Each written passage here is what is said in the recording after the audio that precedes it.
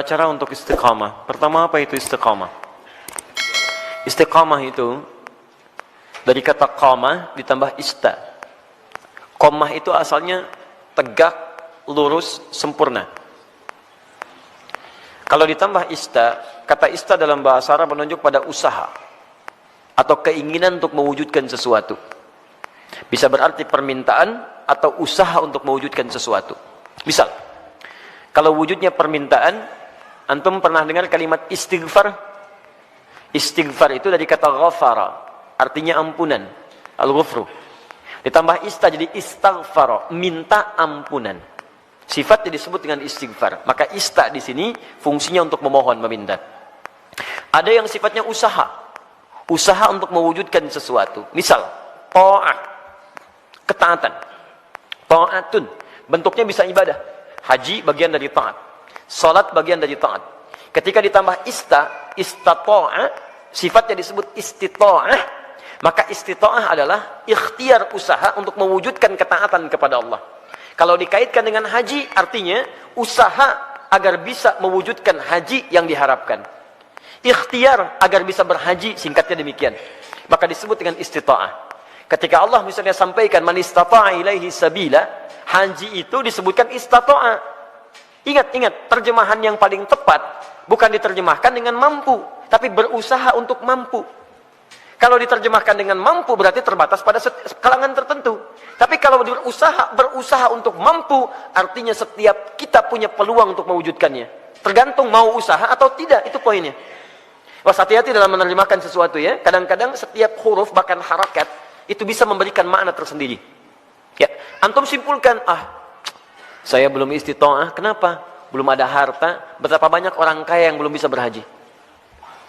Dan tidak sedikit orang-orang yang dipandang tidak mampu dengan hartanya, justru dia berangkat dalam haji. Itu luar biasa. Jadi ketika antum mau mewujudkan haji atau ibadah dengan baik, tambahkan ista, iringi dengan ikhtiar untuk mewujudkannya. Seorang gadis cilik namanya Naura pernah menulis surat kepada kami. Ya, dan saya menangis membaca itu dalam kamar hotel, dan saya mendoakan kepada Allah supaya diwujudkan cita-citanya. Ustaz Adi, saya Naura, kelas 4 SD, baru hafal 4 juz ya Ustaz Adi. Mohon doakan saya agar bisa menjadi penghafal Quran. Saya ingin jadi hafid, ingin memberikan mahkota di kepala orang tua saya. Mohon doakan Ustaz Adi, semoga saya sekeluarga bisa umrah bersama Ustaz, haji ke Baitullah. Masya Allah. Saya diam, saya menangis. Dan saya bermohon kepada Allah agar menerima bagian dari doa dinda itu. Anak kecil polos menulis dengan guratan tangannya. Tum tahu apa yang terjadi? Dia cuma menuliskan kalimat, tapi kalimatnya sampai menggetarkan arsy. Saya baru tahu kemudian sehari sebelum ini, sebelum hari ini, hari Rabu kemarin. Kalau doanya sudah dijawab oleh Allah jauh sebelumnya. Dari mana doanya? Dialihkan lewat yang lain supaya ada sinergi dalam kebaikan. Syekh Ali Jabir yang pertama merespon itu. Awalnya saya ingin berangkatkan kemudian di bulan November, tapi Allah menginginkan lebih cepat dia berangkat. Kami akan berangkat umrah bulan November, tapi Allah menginginkan dia lebih cepat berangkat karena tangisannya, karena doanya, karena harapannya. Melalui Syekh Ali Jabir, Masya Allah, semoga Allah rahmati beliau, berikan kebaikan. Ya, kemudian diberikan dengan sekeluarganya umrah dari tulisan tangan anaknya yang diberangkatkan, dianya, adiknya, bapaknya, ibunya. Bayangkan bagaimana anak ini berusaha dalam kebaikan. Dan biasanya ibu bapak kalau anak sudah soleh, orang tuanya dapat, orang tuanya akan dapat. Musa, Masya Allah, saya doakan kebaikan untuk adinda Musa, hafal Quran 30 juz. Ketika dia hafal Quran, orang tuanya ikut diangkat. Anaknya berangkat haji, bapaknya ikut haji. Anaknya berangkat ke Jeddah, bapaknya ikut ke Jeddah. Semua orang tuanya. Dan yang dicari biasanya orang tuanya. Silahkan cek, bukan berapa hartanya, bukan macam-macamnya. Ketika ada anak orang baik, antum akan tanyakan siapa orang tuanya. Silahkan cek. Makanya dalam ilmu hadis, ketika ada hadis diriwayatkan oleh seorang anak, maka nama anak akan dihilangkan, tapi dilekatkan pada bapaknya. Abdullah bin Abbas, nama aslinya Abdullah, bapaknya Abbas. Ketika ada hadis riwayat Abdullah bin Abbas, kalimat Abdullahnya dibuang. Disingkat jadi Ibnu Abbas, anaknya Abbas. Ingin menunjukkan karena Abdullah jadi baik karena peran bapaknya. Abdullah bin Umar, anaknya Umar, disebut Ibnu Umar. Silakan. Abdullah bin Amr bin As, dihilangkan Abdullahnya, disingkat Ibnu Amr bin As. Kenapa? Ingin menunjukkan bahwa ada peran orang tua di dalamnya. Jadi kalau antum ingin anaknya soleh, orang tuanya soleh duluan. Soleh duluan. Dalam bentuk sikap ya, bukan bentuk nama. Ustaz, nama saya soleh, istri saya solihah. Kenapa anak saya belum begitu? Antum belum diwujudkan dalam bentuk ikhtiar. Itu masalahnya. Jelas ya?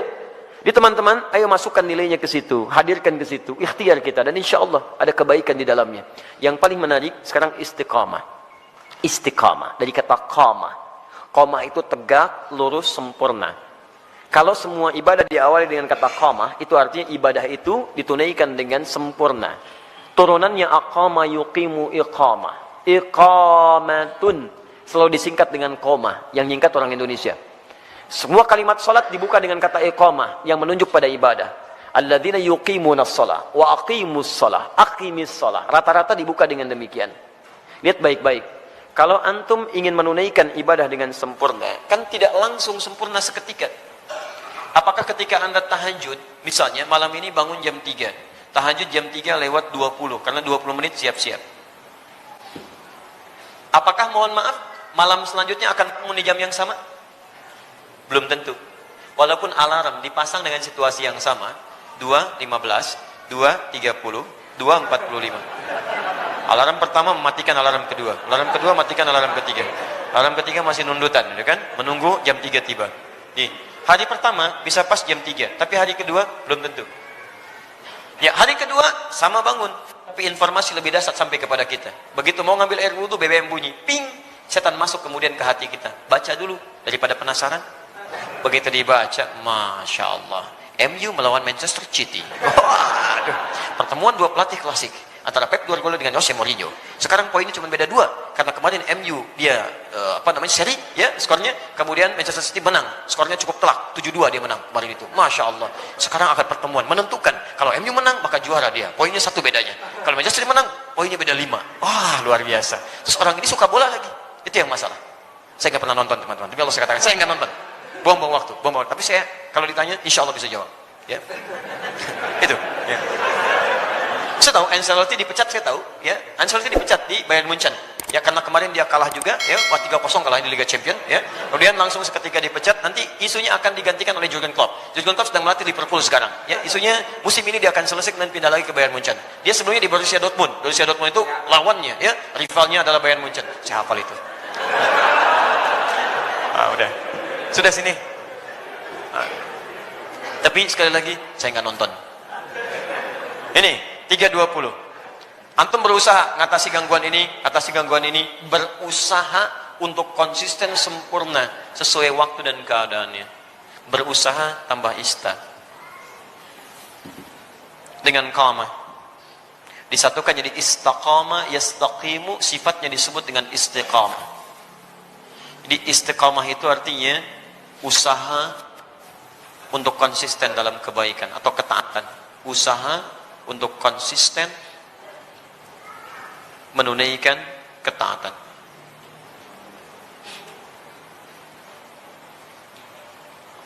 Istiqamah tahajud, istiqamah puasa, istiqamah baca Al-Quran, istiqamah berdoa dalam kebaikan. Sekarang pertanyaannya, bagaimana cara saya bisa istiqamah? Itu pertanyaan terbesarnya. 1, istiqamah dimulai dengan ilmu.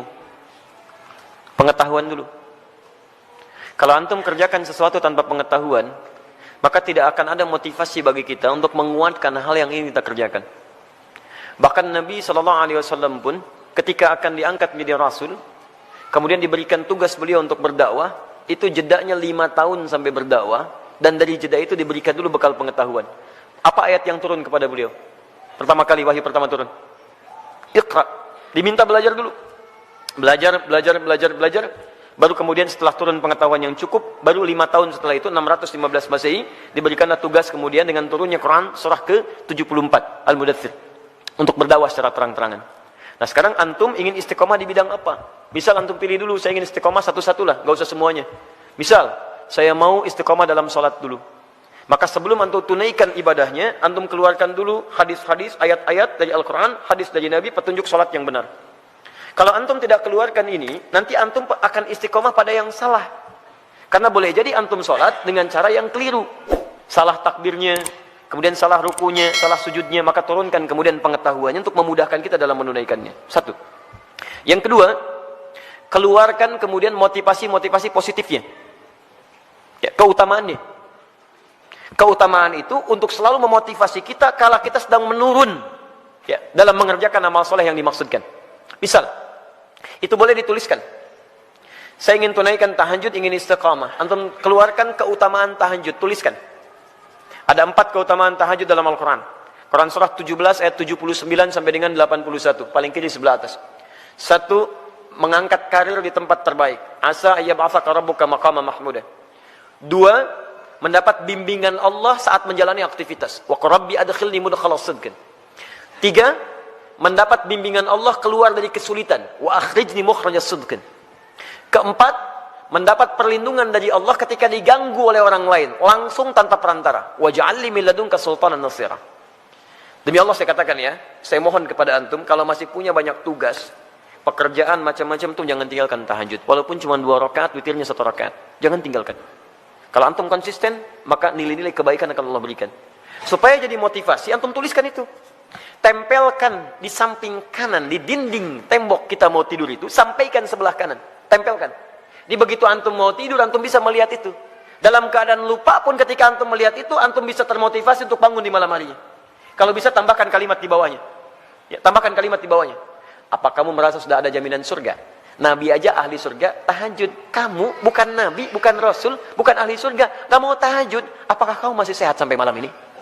Tuliskan. Sampaikan.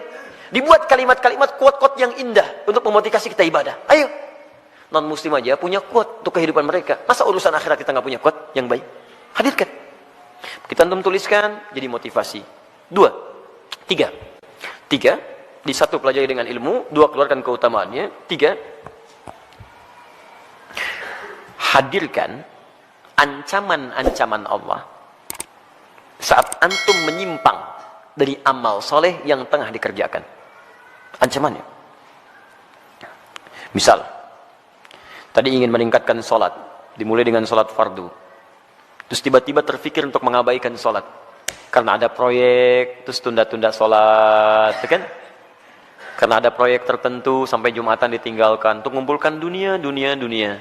Maka antum boleh keluarkan ancaman Allah pada yang seperti itu. Supaya tetap memacu kita supaya bisa istiqamah. Misal, turunkan Quran surah Al-Humazah.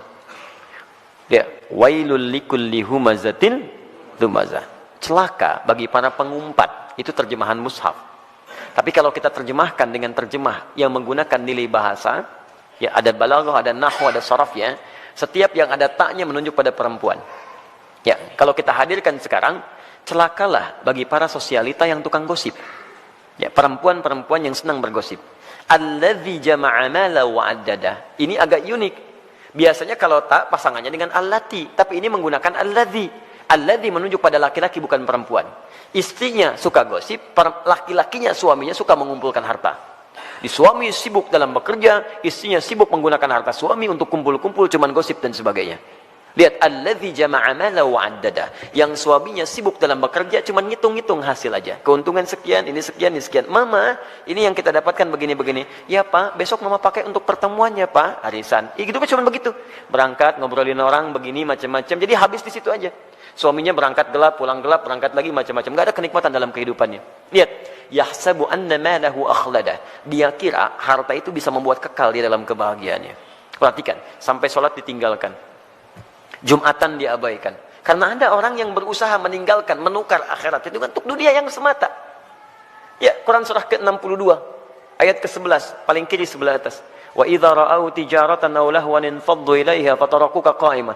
Kul ma 'indallahi khairum minallahi wa minat tijarah. Ada sementara orang yang ketika engkau berkhutbah Muhammad tiba-tiba maaf, dia meninggalkan engkau sendirian berkhutbah, dia kejar kemudian kafilah-kafilah dagang itu. Ayat ini turun, ini sebagai pelajaran karena dulu di awal masa Islam, awal Jumatan, Nabi sedang khutbah, tiba-tiba muncul kafilah dagang.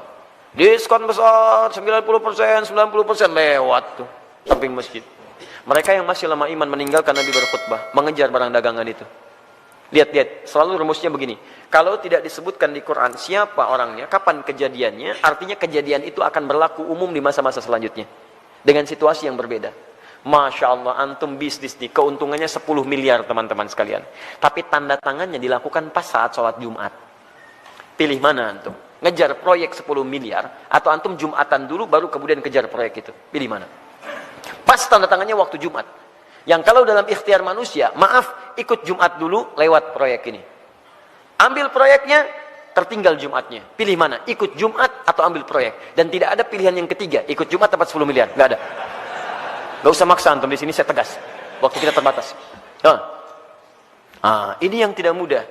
Maka bagi yang seperti ini, ada muncul ancaman Allah di dalamnya. Lihat ancamannya positif.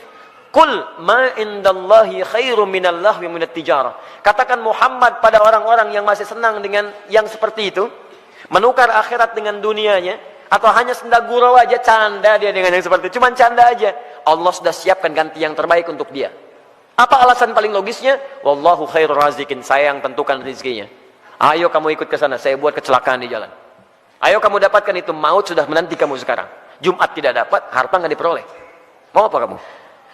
Kalau dia mau datang dulu, saya ganti dengan yang lebih baik. Dia dapatkan proyeknya, dia dapatkan ketenangannya. Diberikan yang terbaik.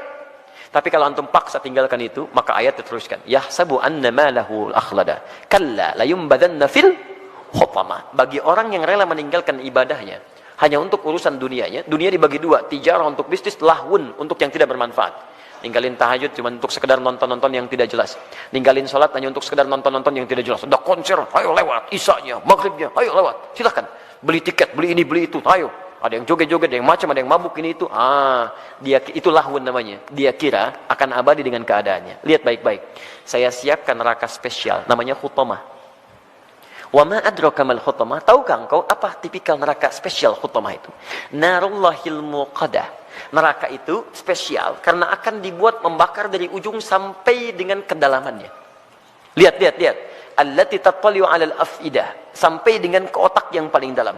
Innaha 'alaihim mu'sadah. Kalau dia enggak berubah, dia neraka itu mengintai menunggu. Kamu cepat pulang ya, saya tunggu. Cepat pulang, saya tunggu. Fi amadim mumaddadah, dan dia tidak dibiarkan tapi terikat secara singkat.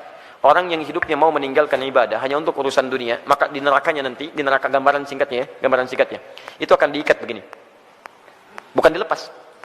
Karena nanti ada orang di neraka yang biasa itu dilepaskan. Begitu haus dia ngambil air, airnya dari timah, ambil. Mau makan, makanan dari duri. La yusminu wa la yughni min ju'. Ayo ambil dan sebagainya. Tapi yang ini enggak punya kesempatan, diikat begini. Cara membakarnya, kalau yang lain apinya langsung, kalau ini tidak. Dari ujung kaki seperti dilas. Sampai dalamnya matang. Dan ini tidak akan pernah naik kalau belum matang. Awas, matang dulu. Begitu sudah matang naik, yang ini sembuh, ini matang dulu. Sampai ke ujung akal yang paling dalam, al-afidah. Afidah itu jamak dari fuad. Yang menentukan, yang merancang kegiatan kita. Seakan-akan Allah katakan begini, ini isi otak kamu ini apa sih?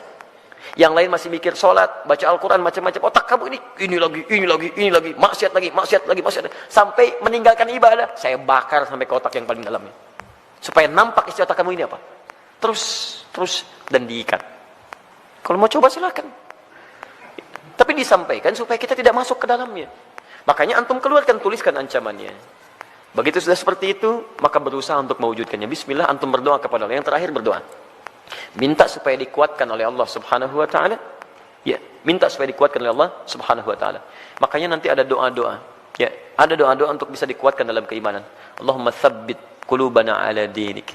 Ya Allah, kuatkan hati kami ya Allah dalam tuntunan agamamu. Rabbana la tuzigh qulubana ba'da idh hadaitana. Ya wa hab lana min ladunka rahmah innaka antal wahhab. Ya Allah, jangan geser keadaan hati saya setelah saya kuat berada di jalan-Mu ya Allah. Anugerahkan saya keturunan terbaik untuk menjaga iman kami ya Rabb. Jadi, belajar ilmunya, belajar ketentuannya, hadirkan motivasinya, jauhi kemudian ancamannya, setelah itu berdoa kepada Allah untuk dijaga. Dengan itu, fammastaqamu, disebutlah orang ini istiqamah.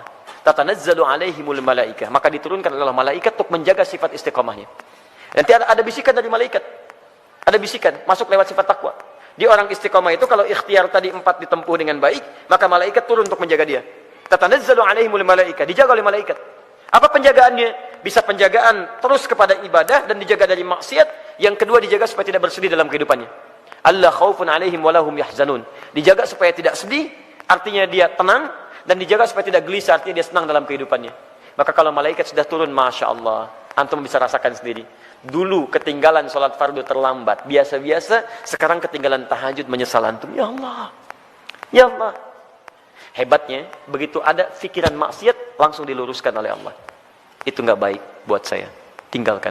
Itu nggak bagus, tinggalkan. Nah, jadi demikian caranya bagi teman kita yang di Jember. Semoga Allah bisa berikan kebaikan-kebaikan untuk kita semua dan bisa menghadirkan sifat istiqamah dalam kehidupan kita.